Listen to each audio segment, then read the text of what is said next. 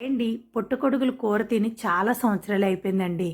16 సంవత్సరాల కిందటైతే ఒక స్కూల్లో వర్క్ చేసేటప్పుడైతే మా పిల్లలు తెచ్చి ఇచ్చేవారు పుట్టగొడుగు. అప్పుడే తిన్నామండి.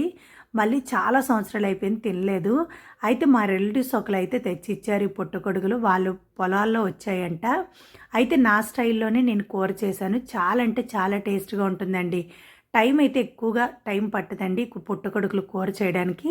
కళాయిలోకి అయితే ఆయిల్ వేసుకొని ఆయిల్ వేడింది అనేటప్పుడు 2 యాలకులు, 3 లవంగా మొగ్గలు, ఇంచు దాచిన చెక్క కట్ చేసుకొని పచ్చిమిరపకాయలు వేసుకొని ఒక్కసారి ఫ్రై చేసుకున్న తర్వాత కట్ చేసుకుని ఉల్లిపాయ ముక్కలు వేసుకొని ఉల్లిపాయలు అయితే గోల్డెన్ బ్రౌన్ కలర్ వచ్చేంత వరకు ఫ్రై చేసుకొని అల్లం వెల్లుల్లి పేస్ట్ కూడా వేసుకొని పచ్చివాసన పోయేంత వరకు ఫ్రై చేసుకొని 2 టమాటాలు అయితే కట్ చేసుకొని వేసుకొని టమాటా కూడా ఫ్రై చేసుకోవాలండి. ఇలా టమాటా కూడా మ్యాక్సిమం ఉడికిపోయింది అనేటప్పుడు మనం శుభ్రంగా కడిగి ఉంచుకున్న పుట్టగొడుగులు అయితే వేసుకొని 5 నిమిషాలు అయితే లో ఫ్లేమ్లో పెట్టుకొని ఫ్రై చేసుకున్న తర్వాత పసుపు, కారం, టేస్ట్‌కి సరిపోయినంత ఉప్పు వేసుకొని ఒక 2 నిమిషాలు ఇలా కలుపుకొని ఉంటుండగానే కూర అనేది ఉడికిపోతుందండి. అలాంటప్పుడు మూత పెట్టి మరో 2 నిమిషాలు మగ్గించుకుంటే కూర ఎక్కడైనా గట్టిగా అనిపిస్తే మాత్రం చాలా చక్కగా ఉడికిపోతుందండి.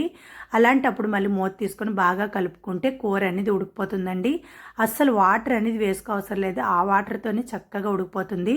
కొంచెం ధనియాల పొడి, కట్ చేసుకున్న కొత్తిమీర, కొంచెం కరివేపాకు కూడా వేసుకొని మరో 2 నిమిషాలు స్టవ్ మీద పెట్టుకుంటే పుట్టగొడుగుల కూర అనేది రెడీ అయిపోతుందండి. అదేనండి న్యాచురల్ మష్రూమ్ కర్రీ అనేది రెడీ అయిపోతుందండి. వేడి వేడి అన్నంలో ఈ కూర వేసుకొని తింటే మాత్రం టేస్ట్ అయితే అదిరిపోతుందండి. ఈ దసరా ముందే మనకు దొరుకుతుందండి.